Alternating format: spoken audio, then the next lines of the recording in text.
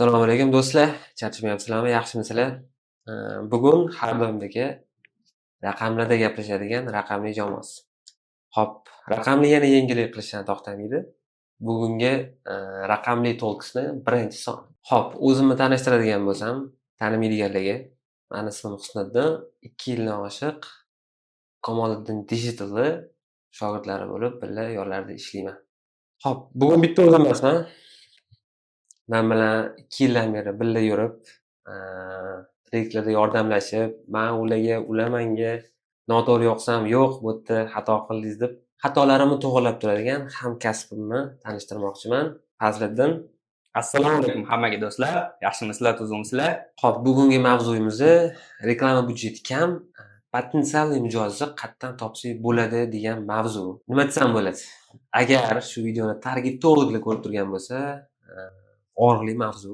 Nimaga target to'g'riliklarga og'riqli mavzu deyapman? Chunki orada endi baribir katta proyekt bilan ishlaymizmi, o'rtachami? O'zi proyekt katta kichiligi bo'lmaydi, просто объёми bo'ladi.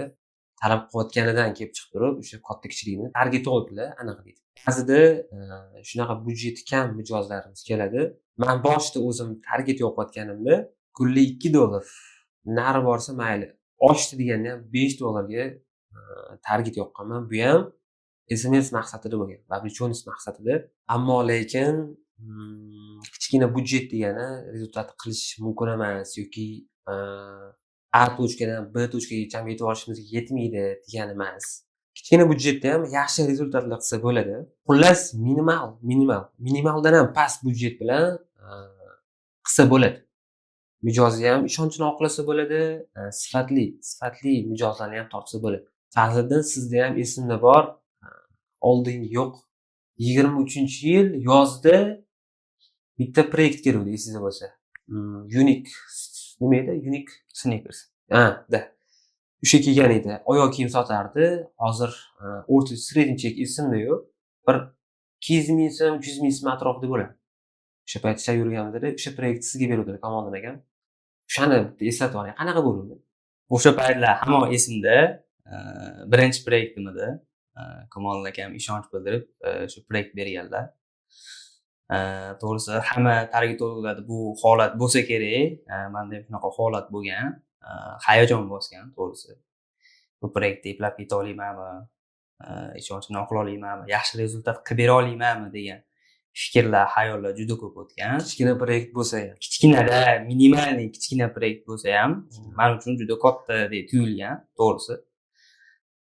Shunaqa qilib ishga kirishganman. Kam byudjet bilan, to'g'ri adashmasam, $4 yoki $3 ga kunlik byudjet berilgan edi. SMS-ga yoqishga, SMS-ga. O'ylang, $3-4 SMS-ga. O'sha payt ham katta ko'rinardi lekin, birinchi yoqqan paytlarimizda. Mana birinchi yoqqanim Unico'ga bo'lgan, lekin $10, $8 ga yoqqanman. $10, $8 ga yoqqanman. Yaxshi bo'lgan. O'shanda ham hozirgi paytda u proyekt bilan hozirgacha ishlaymiz. 3 yil bo'layotgan. 3 yil bo'ladi yaqinda. Bo'ladi yaqinda. 3 yil bo'ladi yaqinda. O'sha payt ishlayotganimda ham sentga tushirganimga men xursand bo'lganman. Litlarni sentga tushirganimga xursand bo'lganman. O'shanda ham 80 sent, 70 sent atrofida tushgan bitta litimiz. Hozir SMS $1 ga tushsa, $1 ga tushibdi, yaxshi sifatli bo'lsa bo'ldi deyman. Xursand bo'lish tajriba mana keltirib chiqadi. Oldin arzon tushishga qiziqardi. Arzon qiziq. Qilib berishimiz kerak, arzon tushishi kerak debdi. Yo'q, hozir yillar o'tyapti, tajriba olamiz, Xudoga shukr. Muhimi sifat. Muhimi sotib bo'ldi. Mijozimiz xursand bo'lyaptilarmi? Kattami, kichkinami? Farqi yo'q.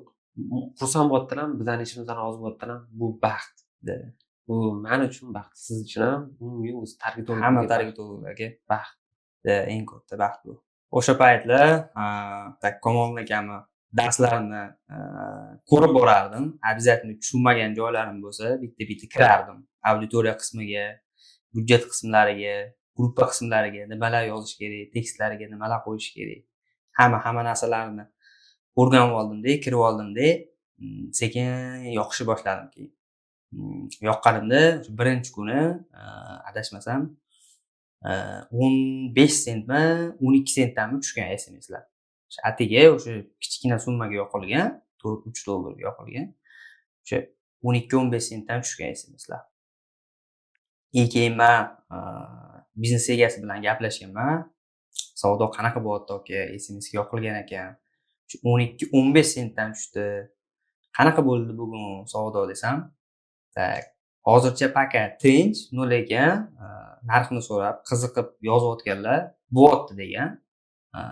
Men o'sha paytda aytganman, значит, auditoriyani to'g'ri belgilasa, odamlarga обязательно boradi bu narsa. Qiziqqan odam baribir sotib olishga ham anaqa qiladi-da. Qiziqadi. Aynan. Auditoriyada keyin men bilganman, o'sha aniq intereslar bilan ishlash, aniq qiziqishlar bildirish, misol uchun. Xullas, kontentga ham alohida e'tibor berish kerak. Da. E'tibor berish kerak, bor anaqa. Sizni proyektingizdan keyin esingizda bo'lsa, chekledi keladi. Esingizdami? Chekledi.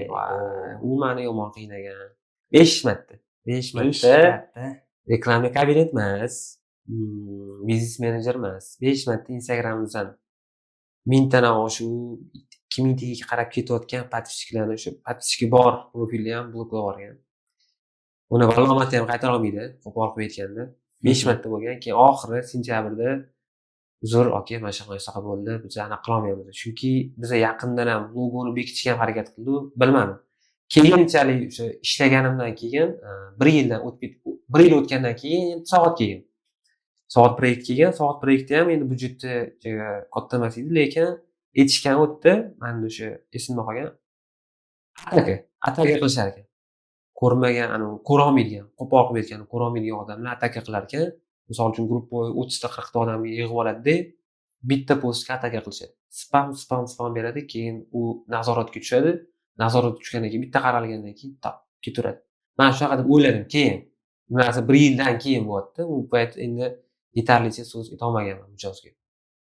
Bizdan xato o'tdi, bizdan bo'ldi deb endi tajribasizlik qilib shunaqa deb olganmiz. Bugungi mavzuyimizda nima demoqchimiz?